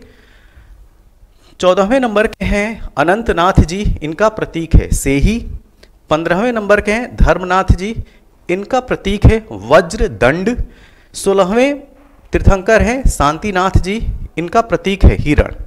17वें नंबर के जो तीर्थंकर हैं वो हैं कुंथुनाथ जी, कुंथुनाथ जी, इनका प्रतीक है बकरा। 18वें हैं अरहनाथ जी, इनकी जो प्रतीक है सिंबल है मछली। 19वें नंबर के हैं मल्लीनाथ जी, इनके प्रतीक हैं कलश। मुनि सुव्रतनाथ जी, ये जो ऑप्शन में मतलब दिए गए थे नाम ये है। ठीक है, मुनि सुव्रतनाथ जी ये 20वें नंबर के हैं, इनका प्रतीक है कछुआ। नमीनाथ जी, इनका है नीलकमल, 21वें नंबर के तीर्थंकर हैं। 22वें नंबर के हैं नेमीनाथ जी, ध्यान दीजिए 21वें नंबर के जो तीर्थंकर हैं उनका नाम है नमीनाथ जी, और जो 22वें नंबर के हैं उनका नाम है नेमीनाथ जी। 23वें नंबर के जो तीर्थंकर हैं उनका नाम है पार्श्वनाथ जी। ठीक, और इनका प्रतीक क्या है सर्प। 24वें और लास्ट ये जो तीर्थंकर इनका नाम है महावीर स्वामी जी, और इनका प्रतीक क्या है सिंह, लॉयन।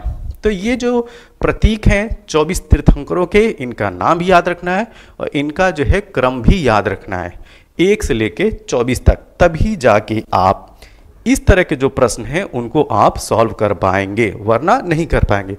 तो अब समझ में आ गया होगा कि ये जो प्रश्न क्यों टफ था। अगला प्रश्न, यहां पे निम्नलिखित में से कौन सा एक सही सुमेलित नहीं है, ये आपको बताना है। ठीक है, कौन सा सही सुमेलित नहीं है। तो देखिए एक तरफ जो ये जो नाम दिख रहे हैं, ठीक, अंदाजा लग गया होगा आपको। एक तरफ जो नाम रखा हुआ है कंबोज, अस्मक, सूरसेन और कौशल। ठीक, अगर अंदाजा लग रहा हो तो ये नाम किसके हैं? ये सारे नाम जो हैं, जो 16 महाजनपद हैं उनमें से ये 4 नाम दिए गए हैं। और इधर जो है उनकी रेस्पेक्टेड कैपिटल है, क्या है? राजधानी। तो अब देखिए कंबोज की राजधानी राजपुर या हटक, क्या यह सही है? जी हाँ, यह सही है। अस्मक की कैपिटल पोटन या पोटिल, ये भी सही है, ये भी मैच है। ठीक, सूरसेन की कैपिटल क्या कौसाम्बी होती है? जी नहीं, ये सही नहीं है। सूरसेन की कैपिटल जो है वो कौसाम्बी नहीं है, वो है मथुरा। तो यहां पे क्या होना चाहिए था? ये होना चाहिए था मथुरा। तो ये हो गया गलत। तो हमारा जो उत्तर होगा वो यही उत्तर होगा, ऑप्शन नंबर सी हमारा करेक्ट आंसर होगा। डी क्या है? कौशल श्रावस्ती, तो ये भी मैच है। तो जो हमारा जो प्रश्न के अनुसार जो सही उत्तर होगा वो होगा ऑप्शन नंबर सी, सूरसेन की कैपिटल कौसाम्बी नहीं है, सूरसेन की कैपिटल है मथुरा। अब हम बात करेंगे जो ये 16 महाजनपद हैं, ठीक है, ये जो 16 महाजनपद हैं उन सबकी राजधानियां क्या हैं, इसी लगे हाथ जो है हम याद करेंगे। तो एक तरफ महाजनपद दिया हुआ और दूसरी तरफ कैपिटल, उनकी राजधानी दी है। तो काशी की कैपिटल वाराणसी, कौशल की कैपिटल श्रावस्ती, अंग की कैपिटल चंपा, मगध की कैपिटल गिरिव्रज या राजगिरी, वज्जी की कैपिटल विदेह एवं मिथिला, दोनों याद रखिएगा, अगर ऑप्शन में जैसा आएगा वैसा आप लगाइएगा। ठीक है, तो वज्जी की कैपिटल विदेह एवं मिथिला, मल की कैपिटल कुशीनारा और पावा, चेदी सुक्तिमती, वत्स कौशाम्बी, देखिए वत्स की कैपिटल कौशाम्बी है। ठीक है, कुरु की इंद्रप्रस्थ, पांचाल की, ध्यान दीजिए पंचाल, यहां पे 2 पंचाल, उत्तरी पंचाल और दक्षिणी पंचाल। उत्तरी पंचाल की अगर कैपिटल पूछा जाएगा तो छत्र बताइएगा, और दक्षिणी पंचाल की कैपिटल पूछा जाएगा तो काम्पिल्य बताएगा। तो ये दोनों याद रखिएगा, उत्तरी पंचाल और दक्षिणी पंचाल की कैपिटल। इसके साथ में अगर मत्स्य की कैपिटल पूछा जाए तो ये है विराटनगर। सूरसेन जो कि आपसे प्रश्न में दिया गया था, तो सूरसेन की कैपिटल है मथुरा। अस्मक, 16 महाजनपदों में यह जो अस्मक है वही जो है केवल एक महाजनपद ऐसा है जो दक्षिण भारत में था। ठीक है, तो अस्मक, इसकी कैपिटल पोतन या पोटली। गांधार, तक्षशिला, कंबोज, राजपुर अथवा हाटक, ये दोनों जो है वो ऑप्शंस में दिए गए थे। ठीक, अवंती, अवंती का जब प्रश्न है, ठीक है, तो आप उत्तरी अवंती और दक्षिणी अवंती दोनों को देखिएगा। अगर उत्तरी अवंती पूछा जाए तो उसकी कैपिटल उज्जैनी थी और दक्षिणी अवंती की कैपिटल महिष्मती। अब ये तो 16 महाजनपद थे और उनकी कैपिटल। अब इन 16 महाजनपदों को हम जो है भारत के मैप में देखेंगे। ठीक है, तो भारत के मैप में अगर आप देखते हैं तो बिहार में इन 16 महाजनपदों में 3 महाजनपद थे। कौन? मगध, अंग और वृज। इनकी पोजीशन देख सकते हैं, ये मगध है, अंग और वृज, तो 3 हो गए। तो बिहार में कितने हो गए? 3। यूपी की बात करते हैं, यूपी में इनकी संख्या है 8। कितनी? 8। काशी, कोसल, मल्ल, वत्स, कुरु, पंचाल, सुरसेन और चेदी। अब इनको जो है मैप में देखते हैं, मल्ल, काशी, कोसल, पंचाल, कुरु, सुरसेन, वत्स और चेदी। ठीक है। एमपी, मध्य प्रदेश की बात किया जाए, जैसे यहाँ पे आप देख सकते हैं मध्य प्रदेश में अवंती, तो मध्य प्रदेश में एक है अवंती और ये है अवंती की पोजीशन। अब हम बात करते हैं राजस्थान की। ठीक है, ध्यान रखिएगा, राजस्थान में 16 महाजनपदों में जो मत्स्य जनपद है वो पड़ता था राजस्थान में। ठीक, साउथ इंडिया में, जैसा मैंने बोला कि साउथ इंडिया में केवल और केवल एक ही है, कौन? अस्मक। क्या? अस्मक। अब इसके अलावा आज की डेट का जो अफगानिस्तान है वहां पे 2 आपको महाजनपद देखने को मिलेंगे, एक है कंबोज और दूसरा है कंधार। तो यह जो है आप जो 16 महाजनपद हैं उनको आपने मैप में देखा। ठीक है, अब चलते हैं हम अगले प्रश्न की तरफ। हमारे सामने जो अगला प्रश्न है कि following king is known to have sent his ministers to suppress the cruelty against animal in Kasi region। ठीक है, तो आपको बताना है कि निम्नलिखित में किस राजा ने अपने मंत्रियों को पशुओं पर क्रूरता, बहुत इंपॉर्टेंट ये क्वेश्चन है। ठीक है, पशुओं पर क्रूरता पर प्रतिबंध लगाने के लिए काशी क्षेत्र, मतलब कि आज का जो बनारस है, उस क्षेत्र पे भेजा था। ठीक है, तो ये था चालुक्य राजा कुमारपाल। बहुत इंपॉर्टेंट ये प्रश्न है, इसको जरूर याद रखिएगा। ठीक है, तो ऑप्शन नंबर बी जो है इसका सही उत्तर है, चालुक्य राजा कुमारपाल। अगला प्रश्न, किस शासक ने सिंहल द्वीप के विरुद्ध 642 ईस्वी में 2 समुद्री अभियान भेजा था? ठीक है, फिर प्रश्न को देखिए, which of the following king did send 2 naval expedition to Ceylon in 642 AD? तो ये थे नरसिंह वर्मन फर्स्ट।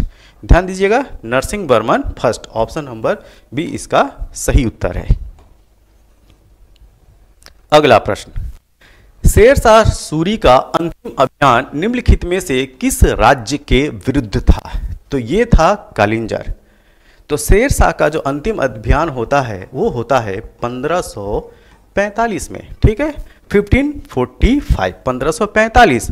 और उसके बाद जो है एक दुर्घटना बस बम फट जाने की वजह से शेरशाह सूरी की मृत्यु हो जाती है।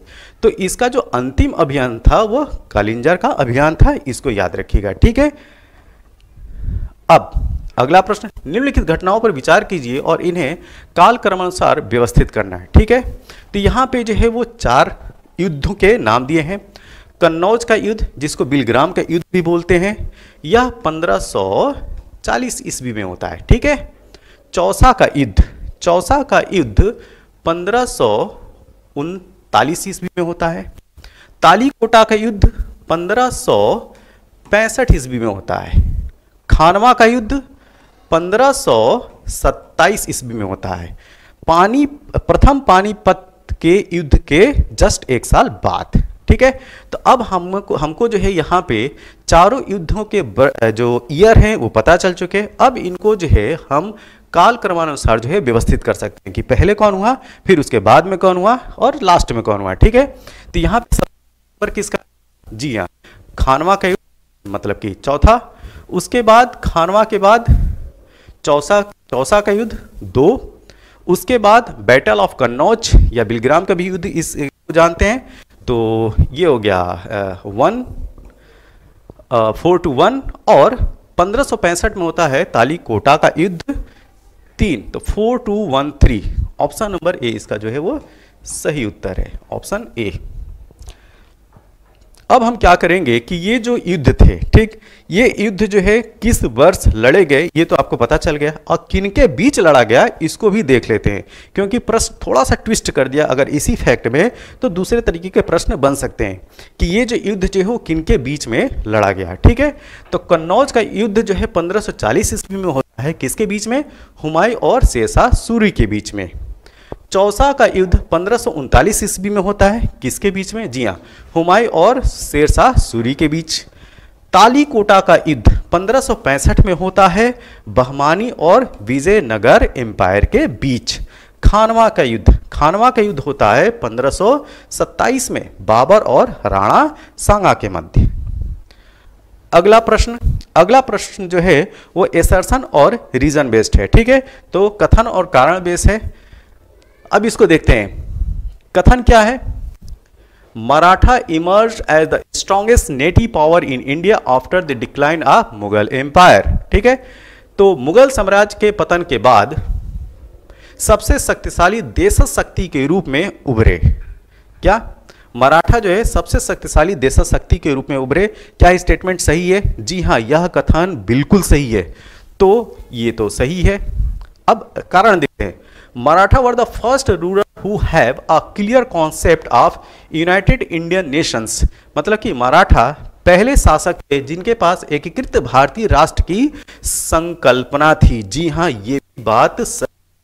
और ये जो कथन है और इसके साथ में जो कारण दिया गया है, इस कारण को सपोर्ट भी करता है, तो इस हिसाब से हम कह सकते हैं कि इस कथन की ये व्याख्या भी कर रहा है।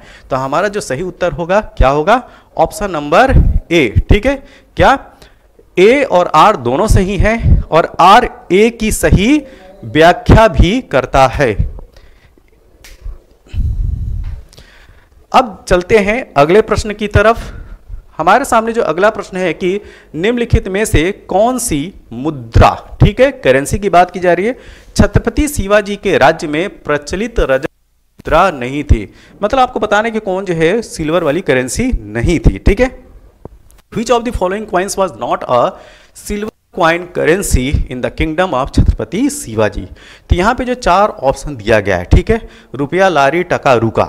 ठीक, इसमें जो रुपया है वो छत्रपति शिवाजी के टाइम की चांदी की मुद्रा नहीं थी। बाकी की ये जो 3 देख रहे हैं, लारी, टका, जिसको असरफी टका भी बोलते हैं, और रुका, ये तीनों चांदी के सिक्के थे। तो यहाँ पे प्रश्न के अनुसार जो सही उत्तर होगा, जो कि पूछा जा रहा है कि कौन रजत मुद्रा नहीं थी, वो हो जाएगा ऑप्शन नंबर ए। इसी के साथ जो छत्रपति साहू जी महाराज के टाइम में जो अन्य मुद्राएं थी उनको भी देख लेते हैं। ठीक है, तो देखिए, छत्रपति शिवाजी राज्य में प्रचलित रजत मुद्राएं थी, लॉरी जो कि ऑप्शन में था, टका ये भी ऑप्शन में था, और रुका, ये तीनों जो है रजत मुद्राएं थी। और मराठा साम्राज्य में, ध्यान दीजिएगा, मराठा साम्राज्य में प्रचलित जो अन्य मुद्राएं थी, फनम, ये भी एग्जाम में पूछा जा चुका है कि फनम क्या है, तो फनम याद रखिएगा, ये करेंसी है, कॉइन है। फनम, चक्रम, पादशाही, होड़, निशानी होड़, तिरुका, पैसा, दाम, ये सब जो हैं ये क्वाइंस थे, ये क्वाइंस के नाम थे, ये मुद्राओं के नाम थे, इनको याद रखिएगा। अगला प्रश्न, कश्मीर के शासक जैन उल आबिदीन का वास्तविक नाम क्या था? इसका वास्तविक नाम था शाही खां। फिर से देखिए प्रश्न क्या है, तो what was the real name of Zain ul Abidin the ruler of the Kashmir? ये है शाही खां। ठीक है। तो जैन उल आबिदीन का वास्तविक नाम शाही खां था। थोड़ी सी और जानकारी लेते हैं इनके बारे में। देखिए, इन्होंने महाभारत और राजतरंगिणी, ध्यान दीजिए, महाभारत और राजतरंगिणी का फारसी में अनुवाद करा है। और ये कश्मीर के शासक थे, ये प्रश्न में भी दिया है, कहाँ के? कश्मीर के शासक। और इनको कश्मीर का अकबर भी कहते हैं और इन्हें कश्मीर का अलाउद्दीन खिलजी भी कहते हैं। अकबर इनकी उदार नीतियों की वजह से कहते हैं और अलाउद्दीन खिलजी इनका मार्केट मतलब बाजार सुधार प्रणाली और मूल्य सुधार की वजह से, ठीक है, इनको जो है कश्मीर का अलाउद्दीन खिलजी भी कहा जाता है। इसके साथ में एक चीज़ और याद रखिएगा, इन्होंने एक द्वीप बनाया था जिसका नाम रखा था जैना द्वीप। क्या? जैना द्वीप। तो ये जो जैना द्वीप है, यह वूलर झील, जो वूलर लेक है, उसके बीच में इन्होंने ये आइलैंड बनाया था। अब चलते हैं अगले प्रश्न की तरफ। Which of the following gases was absent? फिर से देखिए, which of the following gases was absent in the atmosphere of the primitive earth? निम्नलिखित में से कौन सी गैस प्राचीन आदिम पृथ्वी के वायुमंडल से अनुपस्थित थी? ठीक है, तो जो अर्थ की जब उसकी हिस्ट्री स्टार्ट होती है, ठीक है, जब प्रिमिटिव जो इन्वायरमेंट होता है, तो उस समय जो आज का जो इन्वायरमेंट है, जो आज का वायुमंडल है, उसमें जो गैसेज हैं वो सारी गैसें वैसा नहीं था कि जब पृथ्वी जो है उसका जो है वहाँ जो प्रारंभिक जो वायुमंडल था, उस समय जो वर्तमान वाली जो गैसेज वो नहीं थी। तो उसी क्रम में जो गैस अब्सेंट थी वो थी ऑक्सीजन। तो जो पृथ्वी का प्रिमिटिव इन्वायरमेंट था उस समय ऑक्सीजन नहीं थी। ठीक, तो ये याद रखिएगा, ऑप्शन नंबर सी। इसी वजह से जो प्रिमिटिव इन्वायरमेंट है पृथ्वी का, उसको रिड्यूसिंग इन्वायरमेंट बोलते हैं। ठीक है, और आज की डेट का जो इन्वायरमेंट है वो ऑक्सीडाइजिंग इन्वायरमेंट है। क्यों? क्योंकि जैसा कि हम जानते हैं कि लगभग 21% अपने वायुमंडल में 21% है वो ऑक्सीजन है। सबसे ज़्यादा परसेंटेज किसका है? नाइट्रोजन का। 78% अप्रॉक्स है वो नाइट्रोजन है। लेकिन ये जो कंपोजिशन है वो प्रिमिटिव अर्थ एटमॉस्फेयर में ऐसा नहीं था। अब चलते हैं अगले प्रश्न की तरफ। अगला प्रश्न यह है कि प्रसिद्ध ज्वालामुखी पर्वत कारकाटोआ निम्नलिखित में से किस देश में स्थित है? तो कारकाटोआ स्थित है इंडोनेशिया में। कहाँ पे? इंडोनेशिया। अगला प्रश्न यह है कि भारतीय संविधान के किस अनुच्छेद में केंद्र शासित प्रदेशों के लिए उच्च न्यायालय, यहाँ पे हाई कोर्ट की बात की जा रही है। ठीक है, तो भारतीय संविधान के किस अनुच्छेद में केंद्र, ध्यान दीजिए, यहाँ पे केंद्र शासित टेरिटरी की बात की जा रही है। ठीक है, वहाँ पे उच्च न्यायालय का प्रावधान है। तो यह है अनुच्छेद, यह है आर्टिकल 241। अगला प्रश्न जो है वो कथन कारण बेस है। देख रहे हैं कि कथन और कारण वाले जो प्रश्न हैं वो बहुत पूछे गए हैं। ठीक, तो कथन और कारण के क्रम में यह दूसरा प्रश्न है।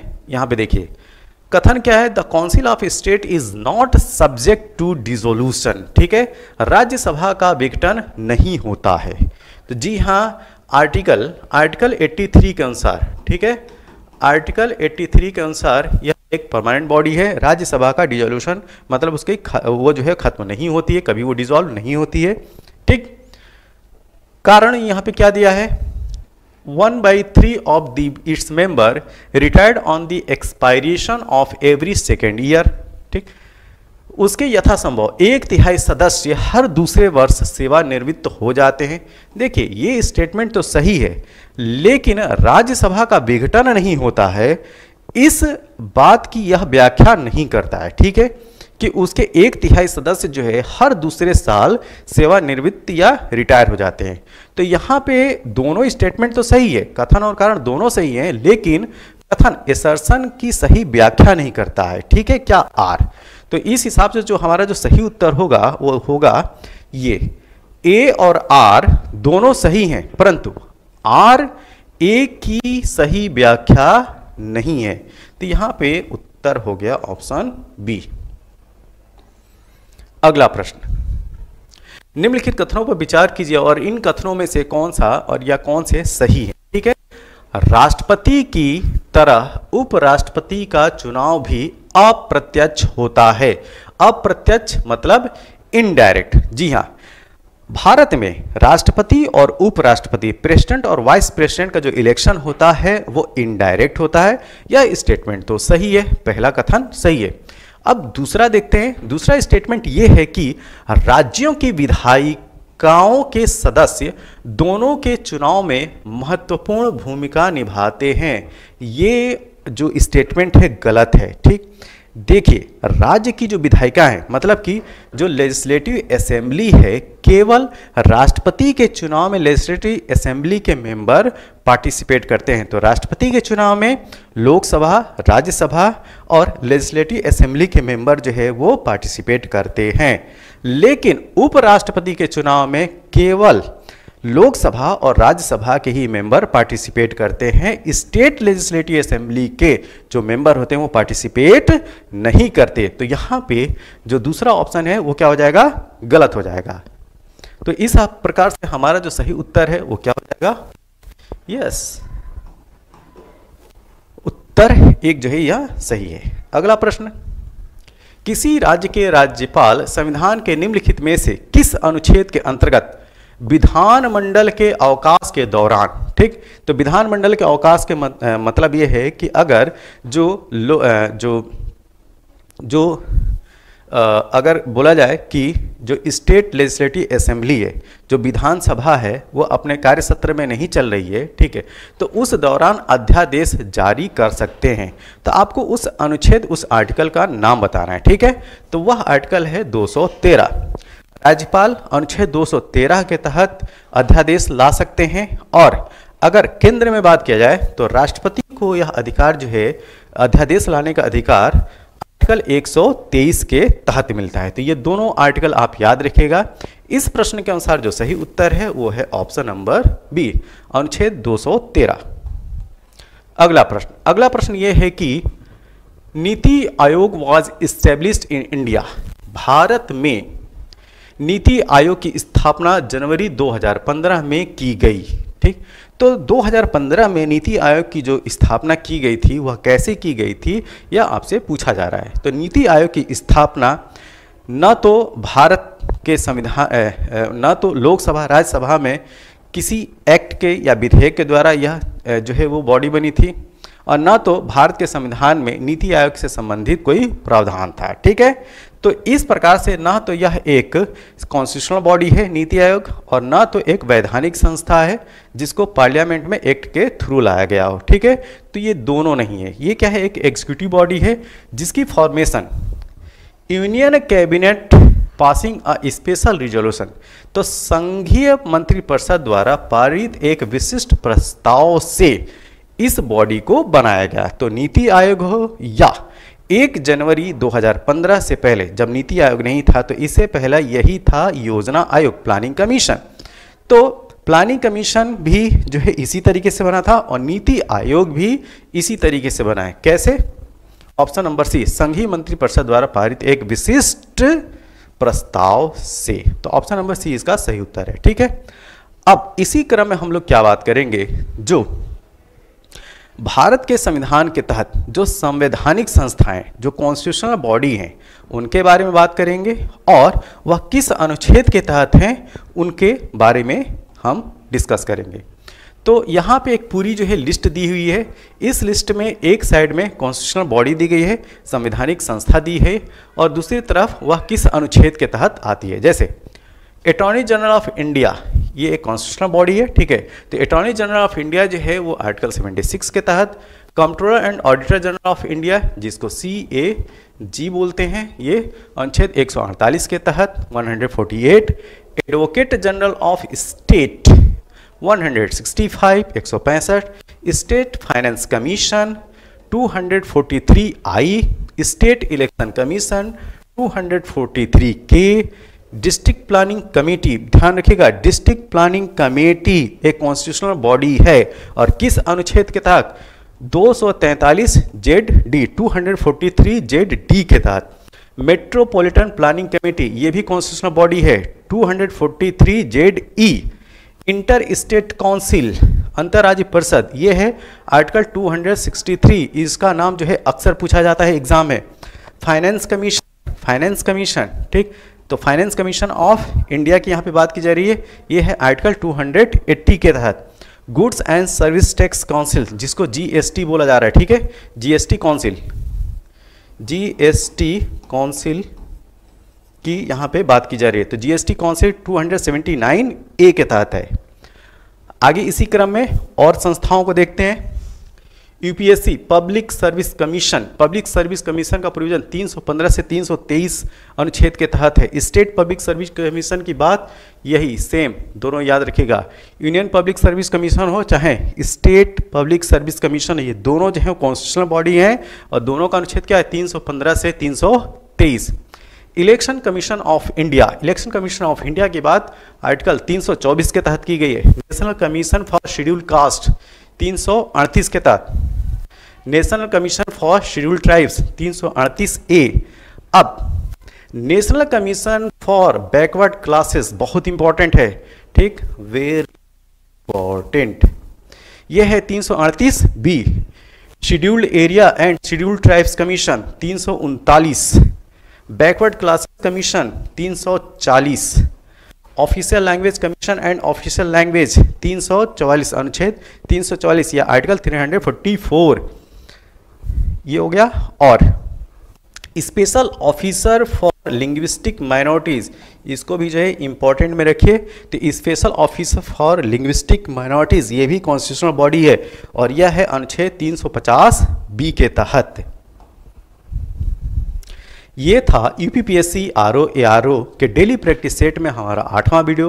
यह वीडियो आपको कैसा लगा, जैसा भी लगा हो आप अपने सुझाव जो है कमेंट बॉक्स में ज़रूर दें।